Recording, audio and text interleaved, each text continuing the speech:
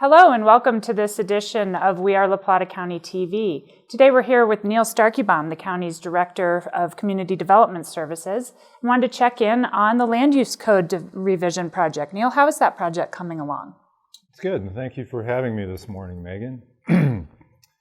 Well, it's coming along. Staff held a work session with the Board of County Commissioners back in September to recount the work to date, as well as review those project goals and priorities. So at that time, staff offered recommendations on how to proceed with the code revision and obtained direction from the board by requesting specific policy direction. Great. And so in the meantime, what work has been done on the code revision over the last 18 months? Well, I've only been here about 4 months, but over the past 18, lots of public input on policy issues was identified as priorities clear back to 2018.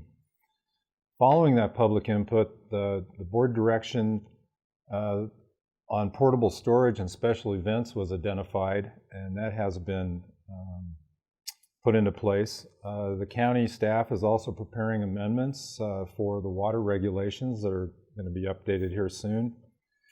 And the board recently adopted what are known as 1041 powers.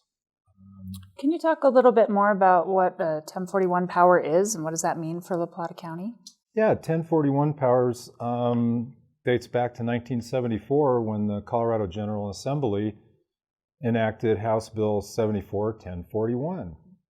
That bill defined areas and activities of state interest and delegated power to local governments to regulate development in areas that are identified, areas or activities that were identified as part of the Act. The delegated powers, commonly referred to as 1041 powers, identified 4 areas and 10 activities that provide local governments additional tools to review and mitigate certain land use and development impacts for larger scale projects that have a state interest in addition to local implications. At this time, the board only adopted 7 areas of activities relevant to La Plata County. Okay, so those are the sorts of things that apply to large-scale projects, not, building a shed on your property. Exactly. Those are large-scale projects that may have impacts beyond the local community. And those regulations provide the ability to consider and mitigate impacts that may be beyond the local community or that are allowed under the existing land use regulations. For example, some of those projects could contain large-scale projects that may include utility-scale solar energy generating facilities, new large-scale hydroelectric plants, new power plants, or the site selection of a public utility or construction of a major facility, new dams, and also large-scale water projects. Through that, we could protect agriculture from removal of irrigation water from irrigated farmland. Great. Thanks, Neil, for that explanation. So now we'll get back to the Land Use Code for a moment. Back in September, when you had that work session with the board, what were the recommendations that staff made? Staff provided 4 main recommendations to the Board of County Commissioners. The first one that was based upon public input to date that the revised land use code should not pursue Euclidean zoning countywide at this time. Secondly, in lieu of Euclidean zoning, to improve upon the performance-based zoning system that is currently in place in the county. Third, land use classifications should not be included in the code revision as we're not going to adopt Euclidean zoning countywide. And lastly, create a process to identify and designate economic development areas. Great.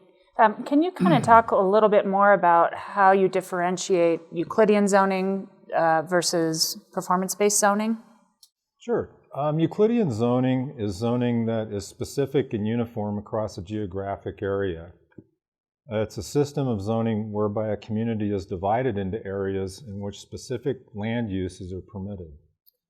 Once established, those uses permitted by right and uses subject to conditional land use permit review are codified. Our current land use system is a performance-based zoning which uses development standards to review a project on a site-specific basis, ensuring that impacts on surrounding properties are mitigated. Under both those systems, subdivision of land and commercial industrial development are reviewed by the Planning Commission with a recommendation to the Board of County Commissioners with a decision made by the Board of County Commissioners. And finally, performance-based zoning incorporates a compatibility analysis to ensure that a use is appropriate for the character of that neighborhood. Okay, so that's kind of on the project-by-project basis as opposed to countywide or region-wide. It is. It's on a case-by-case project-specific basis. Okay, great. And then let's also dig in a little bit to the economic development area concept. Can you talk about what that means and how the revised code will address it? Yeah, this is a new concept that staff has suggested to the board. An economic development area is a discrete geographic area where development is already occurring or could be identified as being suitable for development. Criteria for that would include the availability of existing or potential infrastructure, which would include roads, central water and sewer, and compatibility with existing uses in the area. This concept aligns with the growth hubs being identified in the district plans that are currently being updated. So the code will address that concept by establishing a process of identifying and creating economic development areas, also referred to as growth hubs. A good example of that would be Gem Village, which was identified as a growth hub that has been in place since 1995 and utilizes a streamline review process for new development. So the concept is to kind of make things happen a little more quickly and a little more expedited in these economic development areas. Correct. That's a big part of it. Again, the district plans would assist in identifying those potential economic development areas. All right, so back to the work session. What direction did the board give to staff at the end of that work session? Well, we asked the board for 4 specific questions, as noted above, on policy direction. And just to identify those, the board directed staff that they did not wish to pursue traditional Euclidean zoning throughout the entire county. The board directed staff to retain the performance-based zoning system that is currently in place. And as there would be no Euclidean zoning implemented, the board directed staff to not define or include land use classifications in the code. Those land use classifications are contained within the district plans, and as such are reviewed as a part of the existing map amendment process. And finally, the board identified that they support the concept of an economic development area with a streamlined development process. Great, so clear direction forward from the board to staff. So how does this policy direction align with the board's original goals that were established back at the beginning of the revision project in 2016? We've tried to retain the original goals that the board identified. Maybe to elucidate on that, just the list that they identified, which we've taken into context and consideration, including reconcile and clarify the land use code, provide for predictability and improve certainty of the process and those outcomes, facilitate and direct growth to appropriate areas, i.e. the economic development areas, improve the review process, articulate clear development standards, streamline the development process, protect and respect the county's most valued assets, and lastly, minimize sprawl. So staff believes that it can achieve the board's goal of performance-based zoning through the use of development standards and streamlining and simplifying the project review process.